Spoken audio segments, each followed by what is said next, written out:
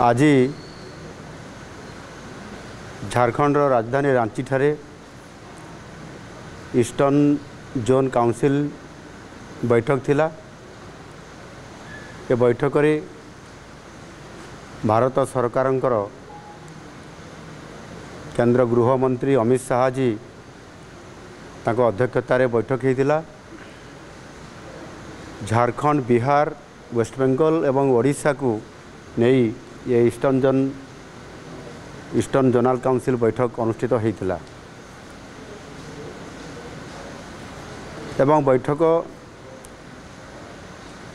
सफलतापूर्ण भाव में समाप्त होता। सामाजिक, आर्थिक एवं विकास को किभली भाव में त्वरान्वित करा जाई पारिबो,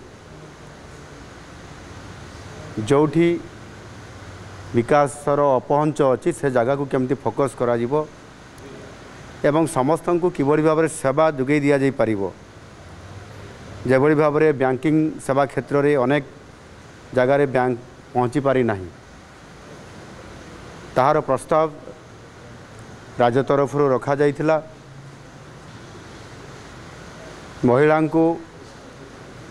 महिला सशक्तिकरण पाई किभली भाव में आहुरी सेमान को सशक्तकरण करा जिवो ताकू मध्य फोकस करा जाइथिला। विशेष करके शिक्षा क्षेत्र में, स्वास्थ्य क्षेत्र में आयुष्मान कार्ड समस्त पाखरे केमती पहुँचबो एवं सेथिरे एबीपीएम जय सहित जी जय एवं आयुष्मान वयोवंदना योजना को किभली भाव में विशेष करी आयुष्मान वयोवंदना योजना को सैचुरेशन मोड रे करा जिवो। एक कथा समस्त कथा भी उपस्थापना करा जाइथिला।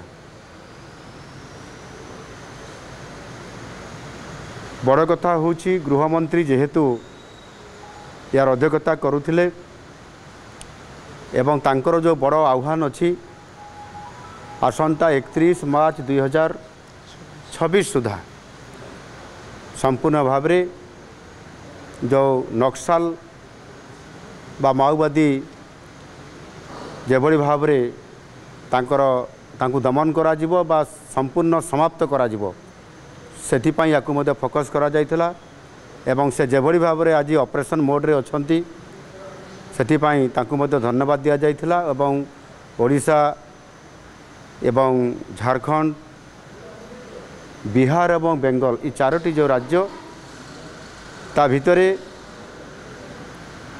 आशातीत भाव में ये कार्यक्रम आहरी आगू जाऊँगी या फोकस करा जाइथिला। एग्रीकल्चर क्षेत्र में जेभली भाव में सीअर्न योजना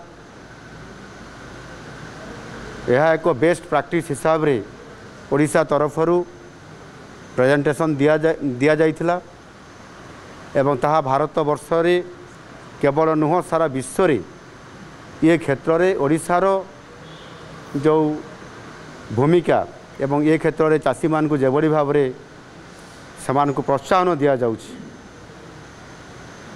एमएसपी सहित विशेष करके मिलेट क्षेत्र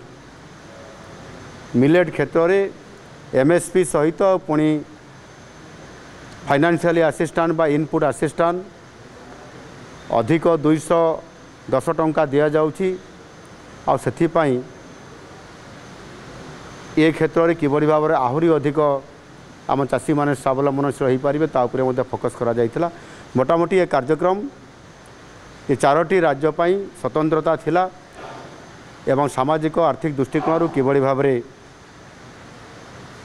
मोदीजींकर जो विकसित भारत 2047 रो विजन अच्छी ताकू आधार करिकरी जो मोदीजींकर जो समाजर चारोटी वर्ग जो माने पछरे अछंती समान को समाजर मुख्य क्षेत्र में सामिल करी विकसित भारत रे सामिल करिबा ये प्रकार आलोचना होता।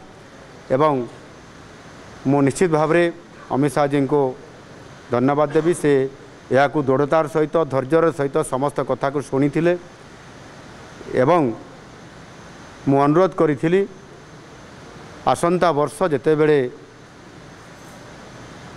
ईस्टर्न जोनाल काउंसिल बैठक हम ओडिशा रे करा जाऊ ये कथा को प्रस्ताव रखी एवं से सहमति हेले एवं राजी हेले घोषणा भी करले एवं से अनुरोध करले से आमको प्रस्ताव भी देले जे पुरी रे करा जाऊ बोली आ महाप्रभु जगन्नाथंकर क्षेत्र में पुरी रे करिया पई ताहा मध्य घोषणा करिसेंती और निश्चित भाव में आम ओडिशा प्रति तांकर जो भावना एवं फोकस करबा याको अधिक से गुरुत्व देइछंती। निश्चित भाव में ओडिशा समृद्ध ओडिशा एवं विकसित ओडिशा आड़ को जाउची से संपूर्ण भाव में से आमको दिग्दर्शन देइछंती एवं उत्साहित भी करिसेंती। धन्यवाद।